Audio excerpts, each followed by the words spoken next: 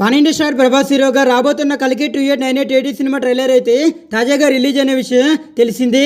అయితే ఈ cinema climax అయితే లీక్ అవ్వడం ప్రభాస్ అభిమానులను టెన్షన్ పెడుతుంది.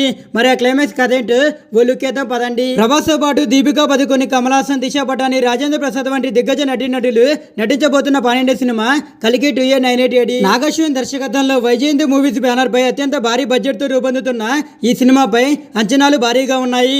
జూన్ 27వ తేదీన రిలీజ్ కాబోతున్న కలికి సినిమాకి సంబంధించి ప్రమోషన్లు కూడా ఒక్కొక్కటిగా విడుదల చేస్తున్నారు మేకర్లు. కొంతకాలం క్రితం ఈ సినిమాకి సంబంధించిన ఈవెంట్ కూడా రామోజీ ఫిలిం సిటీలు భారీ ఎత్తున నిర్వహించి ఈ సినిమాలోని బుజ్జి అనే కార్ను కూడా పరిచయం చేసిన విషయం తెలిసింది.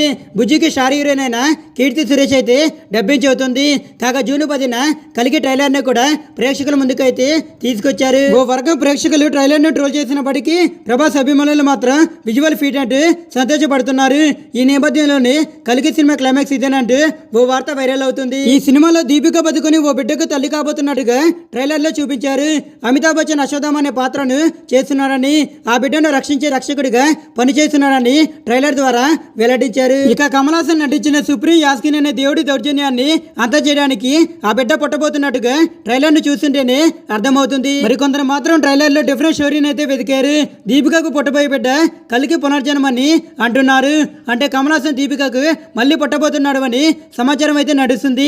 అశోధమ్మ పుట్టబోయే బిడ్డను కలికి అని పొరబడతాడు అంటే టాక్ అయితే నడుస్తుంది. అంతేకాదు ప్రాజెక్ట్ కే అంటే కలికి కాదు కలి అంటే ట్రైలర్ ను డీకోడ్ చేసే ప్రయత్నం అయితే చేస్తున్నారు.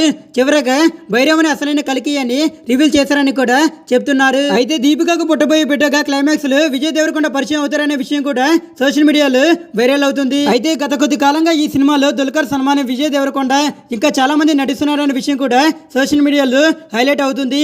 ఈ సినిమా చివర్లో కలికిగా విజయ్ దేవరకొండ వస్తారని కూడా నేటిజనం అయితే ఊహిస్తున్నారు. ట్రైలర్ ను చూశాక ఈ సినిమా మొత్తం మెయిన్ గా ప్రభాస్, బుజ్జి, దీపిక, కమల్ హాసన్ల చుట్టే తిరుగుతుందనే విషయం అయితే క్లారిటీ అయితే వచ్చింది. అంతేకాదు ట్రైలర్ ఈ సినిమాపై అంచనాలు అమాంతం పెంచేసింది.